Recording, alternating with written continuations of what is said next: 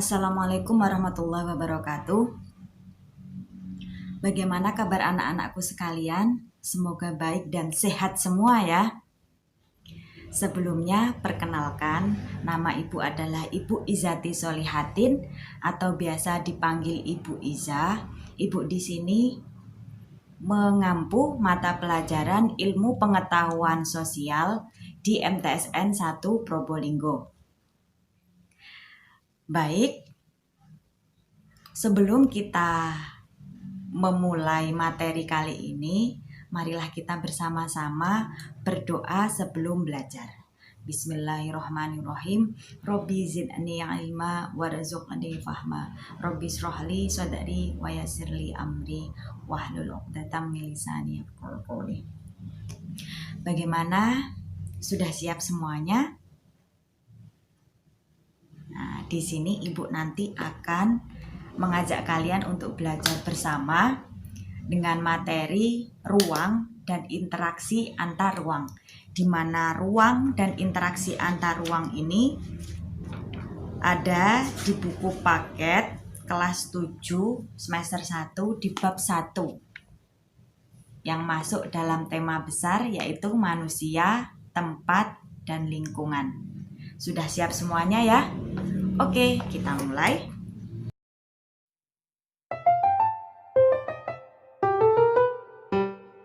I remember the way you glanced at me as I remember.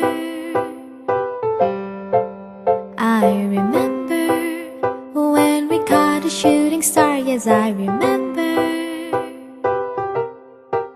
I remember all the things that we. Sebelum kita masuk ke dalam pengertian ruang, kita akan melihat dulu apa ilustrasi yang Ibu berikan mengenai ruang. Di sini bisa kalian lihat ada peta Kabupaten Probolinggo. Kenapa Ibu mengilustrasikan peta Kabupaten Probolinggo? Bisa kalian bayangkan? Kabupaten Probolinggo adalah satu wilayah yang ada di Jawa Timur, di mana Kabupaten Probolinggo ini memiliki karakteristik atau ciri tertentu. Kabupaten Probolinggo ini merupakan suatu ruang, merupakan wilayah. Jadi ruang itu tidak hanya lingkup kecil tapi juga lingkup besar. Nah, dalam Kabupaten Probolinggo ini ruang. Kemudian di bawahnya Kabupaten Probolinggo juga terbagi dari ruang-ruang tertentu. Apa itu? Nah, di sini ada bagian-bagiannya. Kecamatan-kecamatan. Dalam kecamatan ada lagi desa-desa. Ruang, dalam suatu ruang biasanya memiliki ciri atau karakteristik tertentu. Nah, kalau Kabupaten Probolinggo memiliki karakteristik seperti apa ya kira-kira? Nah, memiliki karakteristik sumber daya alam yang berbeda dengan daerah lain. Nah, sumber daya alamnya apa yang dihasilkan? Di situ Probolinggo menghasilkan tembakau. Kemudian ada juga pohon jati, terkenal dengan mangga. Kemudian banyak ya. Nah, itu sumber daya alam tergantung dari karakteristik tanah atau kandungan tanah yang ada di wilayah Kabupaten Probolinggo sendiri. Kemudian Probolinggo juga karena karakteristiknya adalah dia punya pantai, kemudian ada juga gunung, akhirnya memiliki kelebihan objek wisata. Ada Gunung Bromo, ada air terjun Madakaripura, ada Pulau Gili Ketapang, ada banyak pantai ya, ada Bentar, ada Pantai Duta, dan lain sebagainya. Kemudian dia juga memiliki makanan khas tertentu. Nah, makanan khas ini juga ditentukan dari karakteristik wilayah kabupaten ini sendiri. Dia memiliki makanan khas sirup pokak, kemudian ada lagi keripik olok dan sebagainya. Kita bandingkan dengan ruang yang lain. Nah, di sini Ibu mengilustrasikan ada kota Surabaya. Sudah ada yang pernah ke sana? Kota Surabaya. Jadi kota Surabaya ini merupakan salah satu kota yang besar di Indonesia ya, selain Jakarta. Di situ kalau kalian pernah mengunjungi kota Surabaya, apa yang kalian lihat? Dalam wilayah tersebut banyak gedung ya, banyak gedung, banyak perkantoran, banyak mall, banyak perbelanjaan. Mallnya banyak sekali, ada TP Tunjungan Plaza, ada Galaxy Mall, ada PTC, ada Marina, banyak sekali. Semua fasilitas pendidikan juga banyak di sana. Kampus-kampus negeri, kampus terkenal. Nah, di situ ada Universitas Negeri Surabaya, ada Universitas Airlangga, ada Universitas ada Institut Teknologi Surabaya atau ITS. Banyak sekali. Sekolah-sekolah juga banyak sekali. Kemudian Surabaya juga memiliki transportasi besar. Di situ juga dekat dengan Bandara Juanda, kemudian transportasinya banyak seperti bus Damri, bus kota, kemudian ada angkotnya juga banyak, bis ada, kereta ada, yang mungkin kita tidak temukan di Kabupaten Probolinggo. Kemudian juga ada makanan khas. Makanan khasnya ada lontong balap. Kemudian ada lontong bakwan. Yang paling terkenal ada roti lapis kukus Surabaya. Perbedaan karakteristik ruang yang ada di dua wilayah tersebut sangat terlihat sekali ya, di mana di Kabupaten Probolinggo ini masih terdapat hamparan luas sumber daya atau apa istilahnya tumbuhan-tumbuhan, tanaman, sawah, ada kebun, kemudian ada pantai, alamnya masih bisa kita nikmati. Berbalik dengan yang ada di kota Surabaya, mungkin ada sebagian yang masih ada, tapi kalau kita lihat sebuah ruang kota Surabaya ini menjadi kota besar di Jawa Timur yang sebagian besar wilayahnya digunakan untuk pemukiman warga. Jadi sudah penuh, sudah ada rumah-rumah, gedung-gedung tinggi menjulang tinggi, kemudian ada mall, ada pasar, dan di jalan juga kendaraannya penuh. Bisa jadi dalam suatu wilayah itu memiliki kelebihan tertentu daripada wilayah lain, begitu pula sebaliknya. Jadi perlu adanya interaksi antar ruang dari ruang yang satu ke ruang yang lain. Kenapa harus ada interaksi antar ruang? Karena apabila kita membutuhkan sesuatu, mungkin saja dalam satu wilayah kita atau di kota kita itu tidak ada, tidak kita temui. Nah, bagaimana cara kita memenuhi kebutuhan itu? Berarti kebutuhan itu dapat kita penuhi dari wilayah lain. Bagaimana anak-anak, kalian sudah bisa membayangkan apa itu ruang? Jadi kita simpulkan bahwa pengertian ruang merupakan tempat di permukaan bumi baik secara keseluruhan maupun sebagian yang digunakan makhluk hidup untuk tinggal. Ruang mencakup lapisan tanah di kedalaman bumi, perairan, hingga udara yang ada di permukaan bumi yang bisa dimanfaatkan menjadi sumber daya bagi kehidupan kita. Ruang tidak hanya yang ada dalam ruang tidak hanya benda mati, tapi berbagai organisme dan makhluk hidup juga merupakan bagian dari ruang. Ya, karena antar ruang terjadi adanya interaksi yang kita sebut dengan interaksi antar ruang, maka kita harus tahu dulu apa itu interaksi. Interaksi itu ada 3, bisa melalui pergerakan orang, bisa melalui pergerakan barang, dan juga pergerakan informasi. Apa sih itu interaksi? Jadi interaksi itu adanya hubungan timbal balik. Dan kalau adanya hubungan timbal balik berarti harus ada pergerakan. Nah, di sini poin-poinnya adalah adanya pergerakan orang, kemudian adanya pergerakan barang, kemudian ada juga pergerakan informasi. Karena salah satu syarat dari interaksi sendiri adalah adanya komunikasi dan juga adanya kontak sosial. Sekarang kita masuk ke dalam pembahasan interaksi antar ruang.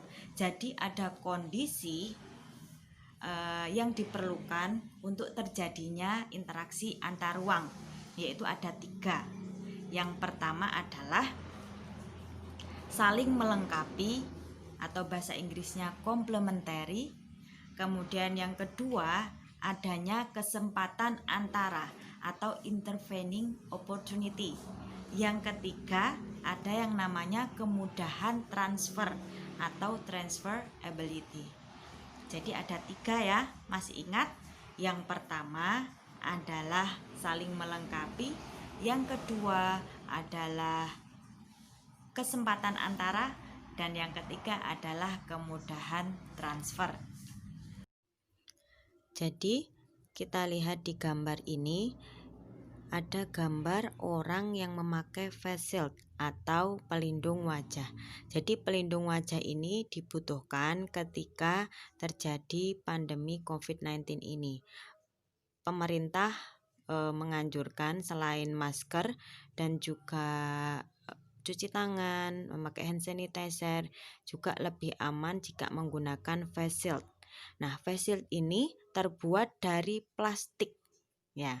Kemudian kita bandingkan dalam gambar sebelahnya, dia adalah kunyit jahe yang merupakan rempah-rempah.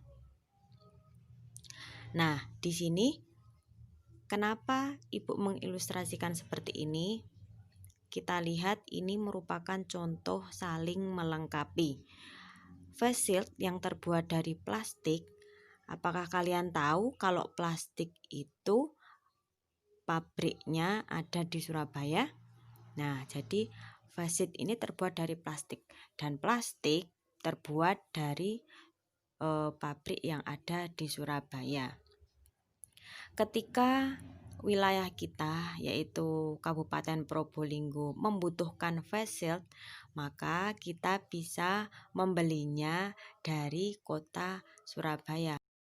Kemudian gambar selanjutnya adalah kunyit jahe yang merupakan rempah-rempah. Nah, saat pandemi COVID ini banyak orang yang panik, di mana kepanikan itu mereka ingin agar kekebalan tubuhnya meningkat atau imunitasnya meningkat. Nah, dengan cara apa? Ada yang memakai dengan cara herbal. Nah, cara herbal ini untuk meningkatkan imunitas, mereka minum minuman jamu atau dari rempah-rempah seperti ini. Ketika penduduk kota Surabaya banyak membutuhkan rempah-rempah untuk jamu misalnya, untuk minuman segar, atau minum obat-obatan. Nah, ketika kota Surabaya mempunyai ruang yang tidak banyak sawahnya, tidak banyak kebunnya, tidak banyak tanah lapangnya, sehingga hasil dari pertanian atau perkebunan sendiri tidak sebanyak seperti desa-desa yang ada di kota lainnya.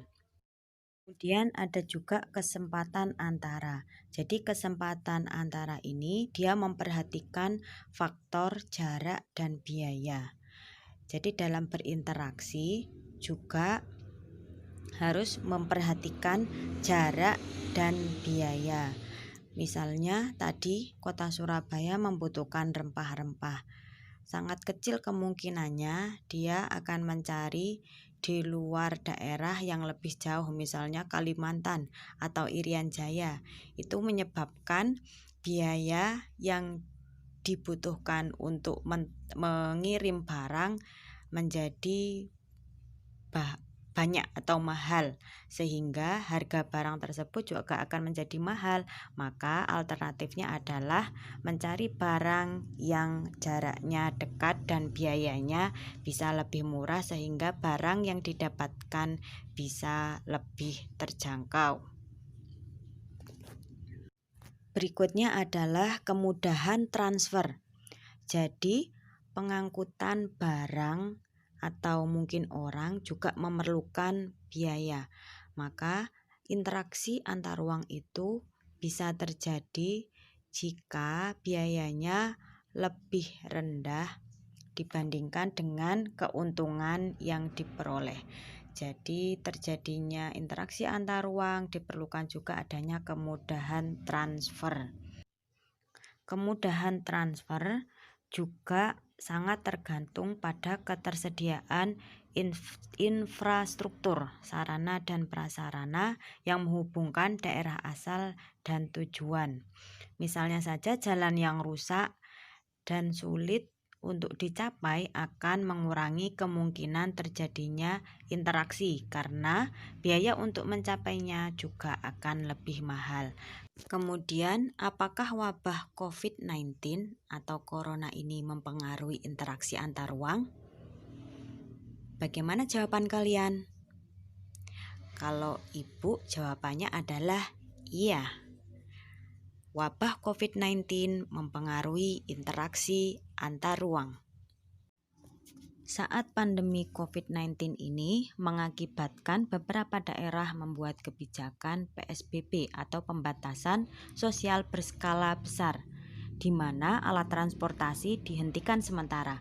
Jadi kita merasakan beberapa bulan kemarin akibat dari PSBB sendiri, mayoritas dari kita tidak melakukan mudik lebaran. Biasanya bisa berinteraksi secara langsung dengan keluarga yang jauh, namun pada lebaran kali ini kita belum bisa melakukannya. Kemudian akibat pandemi yang lain juga memunculkan kebijakan WFH, work from home, dan study from home, yang pada akhirnya membatasi kita untuk saling bertemu. Ingat ya tadi bahwa interaksi antar ruang juga bisa terjadi dalam lingkup kecil. Misalnya, kamu berasal dari ruang Kecamatan Paiton dan teman kamu dari Pakuniran. Maka saat pandemi seperti ini, kalian tidak bisa bertemu, tidak melakukan interaksi karena tidak ada pergerakan orang. Nah, bentuk interaksi tadi salah satunya adalah adanya pergerakan orang. Jadi, tidak ada pergerakan orang untuk pergi ke sekolah dan melakukan interaksi antar teman di sekolah. Cukup sekian video kali ini, semoga bermanfaat dan berkah ilmunya. Kita akhiri dengan membaca hamdalah, alhamdulillahirabbil alamin. Ibu minta maaf kalau ada salah. Wassalamualaikum warahmatullahi wabarakatuh.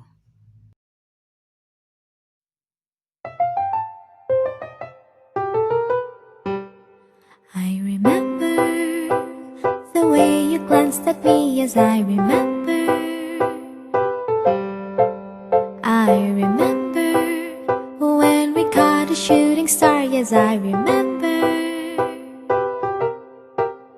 I remember all the things that we shared and the promise we made, just you and I remember all the laughter we shared, all the wishes we made upon the roof that dawn. Do you remember when we were dancing in the rain in that December? And I remember when my father thought you were a burglar. I remember all the things that we shared and the promise we made,